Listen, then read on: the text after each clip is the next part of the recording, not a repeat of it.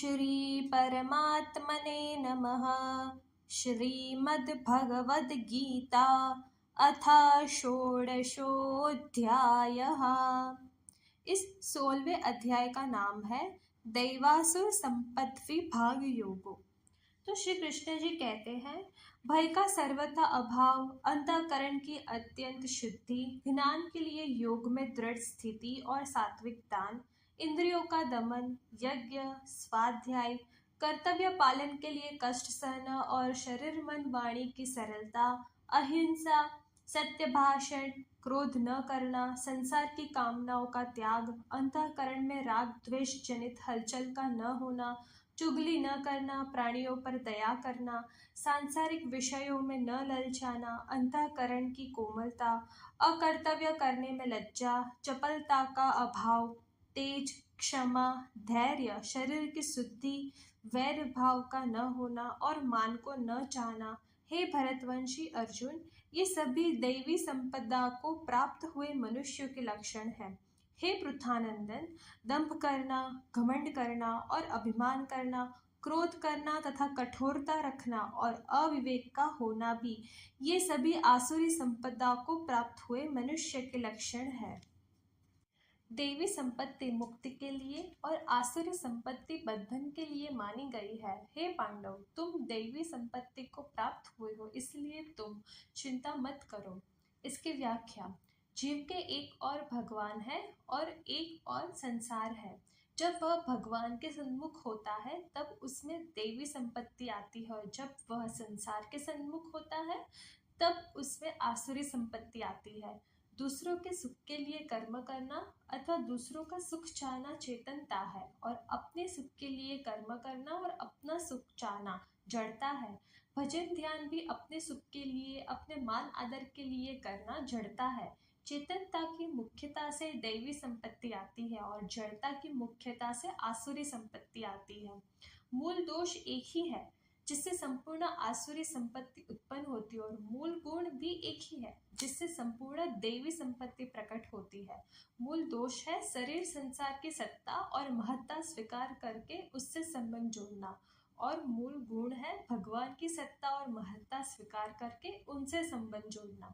यह मूल दोष और मूल गुण ही स्थान भेद से अनेक रूपों में दिखता है। जब तक गुणों के साथ अवगुण रहते हैं तभी तक गुणों की महत्ता दिखती है और उनका अभिमान होता है। कोई भी अवगुण न रहे तो अभिमान नहीं होता। अभिमान आसुरी संपत्ति का मूल है। अभिमान के कारण मनुष्य को दूसरों की अपेक्षा अपने में विशेषता दिखने लगती है। यह आसुरी संपत्ति है। अभिमान होने के कारण देवी संपत्ति भी आसुरी संपत्ति की वृद्धि करने वाली बन जाती है। जब गुणों के साथ अवगुण नहीं रहते तब गुणों की महत्ता नहीं दिखती और उनका अभिमान भी नहीं होता। अभिमान न होने के कारण अर्जुन को अपने में गुण नहीं दिखते, इसलिए उनकी चिंता दूर करने के लिए भगवान उनसे कहते हैं कि तुम्हारे में देवी संपत्ति है, भले भी वह तुम्हें न दिखे। गीता में माँ सुचह पद 2 बार आए हैं, एक यहाँ और दूसरा 18वें अध्याय के 66वें श्लोक में।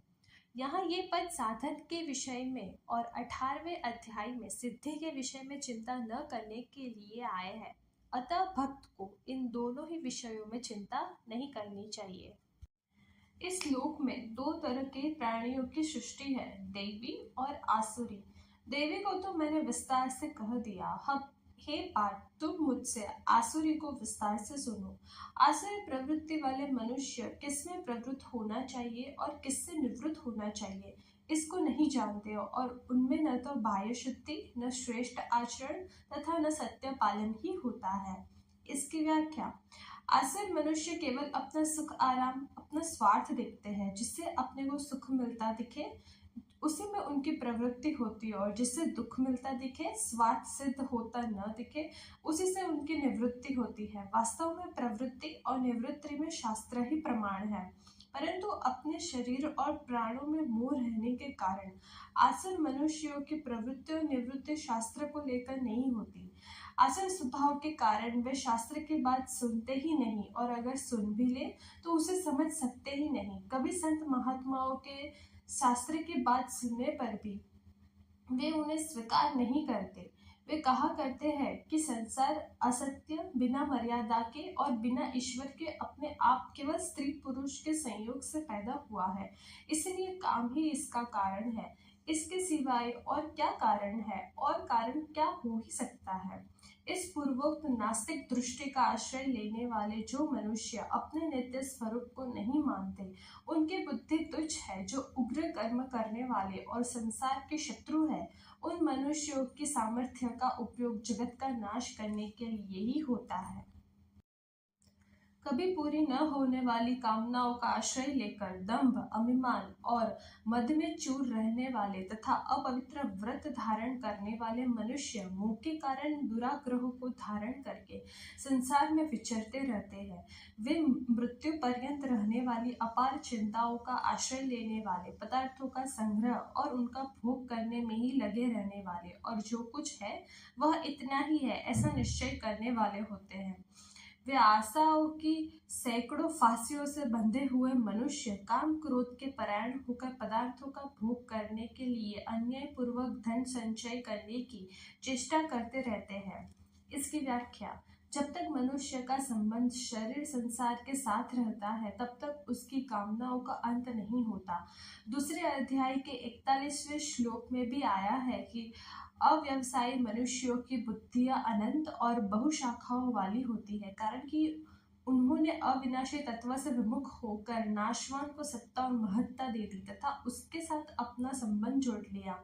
आसुर स्वभाव वाले मनुष्य काम और क्रोध को स्वाभाविक मानते हैं। काम और क्रोध के सिवाय उन्हें और कुछ दिखता ही नहीं, इनसे आगे उनकी दृष्टि जाती ही नहीं। मनुष्य समझता है कि क्रोध करने से दूसरा हमारे वश में रहेगा, परंतु जो मजबूर लाचार होकर हमारे वश में हुआ है, वह कब तक वश में रहेगा। मौका पकड़ते ही वह घात करेगा। अतः क्रोध का परिणाम बुरा ही होता है।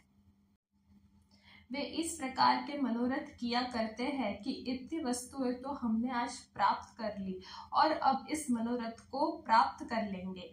इतना धन तो हमारे पास है ही, इतना धन फिर भी हो जाएगा। तो यहाँ पे एक सवाल है कि देवी संपत्ति वाले साधकों के मन में भी कभी कभी व्यापार आदि के लेकर ऐसी स्फुरणाएं होती है कि इतना काम तो हो गया है, इतना काम करना बाकी है और इतना काम आगे हो जाएगा, इतना पैसा आ गया है और इतना पैसा वहां देना है, आदि आदि। फिर उनमें और आसुरी संपत्ति वाले मनुष्यों में क्या अंतर हुआ? तो इसका उत्तर है, दोनों की वृत्तियां एक सी दिखने पर भी दोनों के उद्देश्य में बहुत अंतर है। साधक का उद्देश्य परमात्मा प्राप्ति का होता है, अतः वह उन प्रवृत्तियों में तल्लीन नहीं होता, परंतु आसुरी संपत्ति वालों का उद्देश्य धन का संग्रह करने तथा भोग भोगने का रहता है, अतः वे उन प्रवृत्तियों में ही तल्लीन रहते हैं। वह शत्रु तो हमारे द्वारा मारा गया और उन दूसरे शत्रुओं को भी हम मार डालेंगे।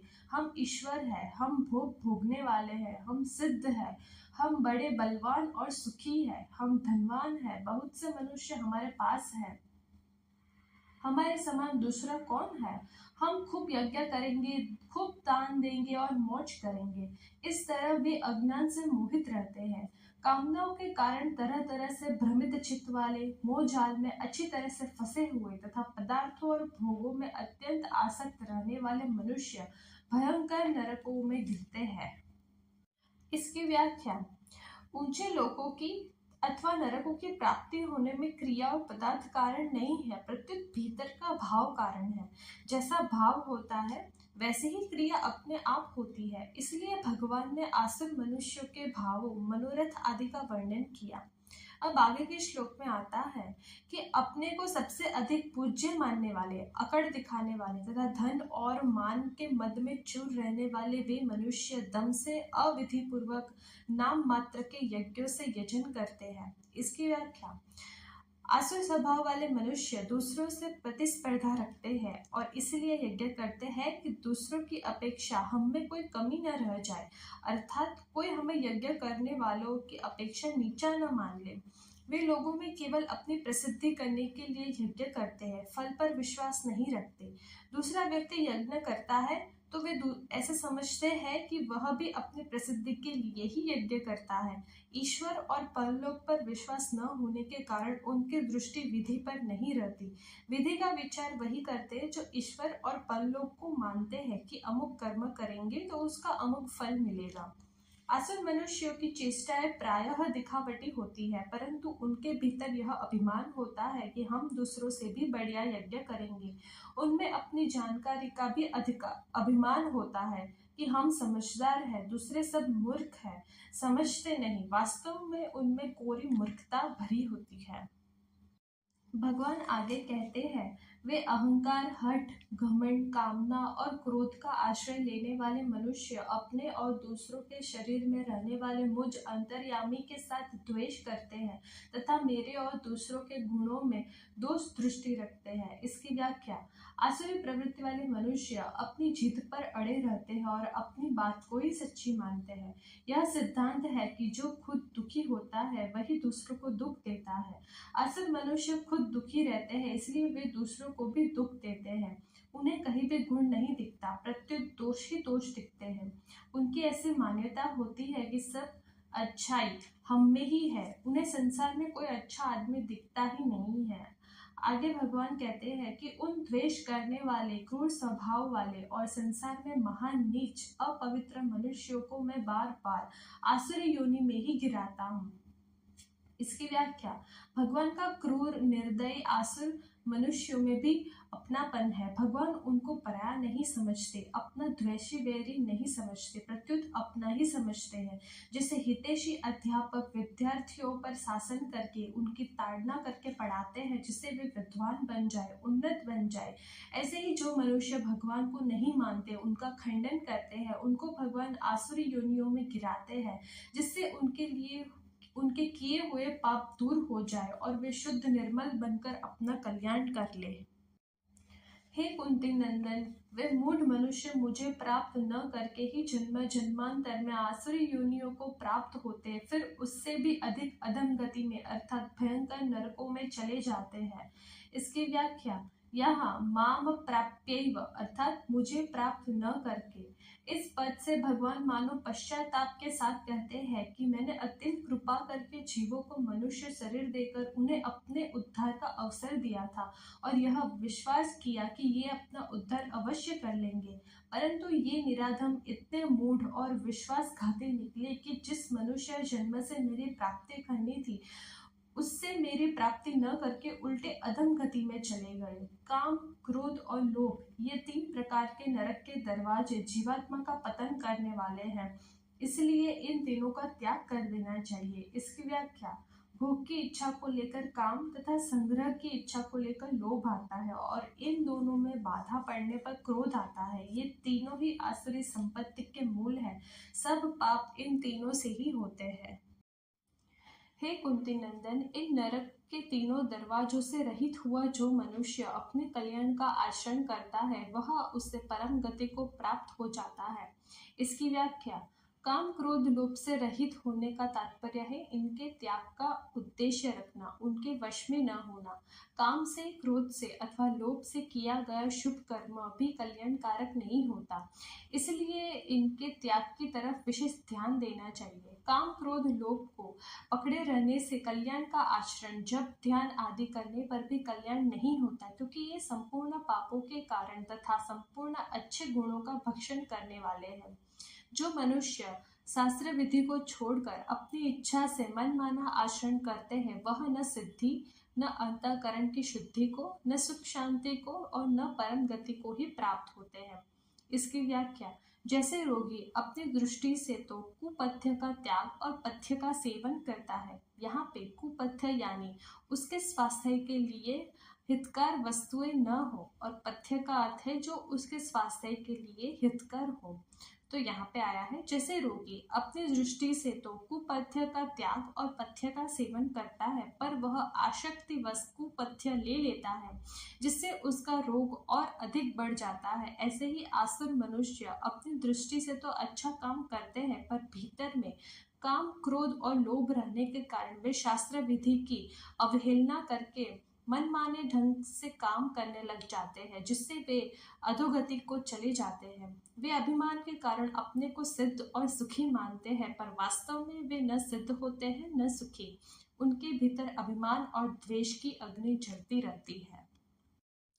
अतः तेरे लिए कर्तव्य कर्म की व्यवस्था में शास्त्र ही प्रमाण है। ऐसा जानकर तू इस लोक में शास्त्र विधि से नियत कर्तव्य कर्म करने योग्य है, अर्थात तुझे शास्त्र विधि के अनुसार कर्तव्य कर्म करने चाहिए।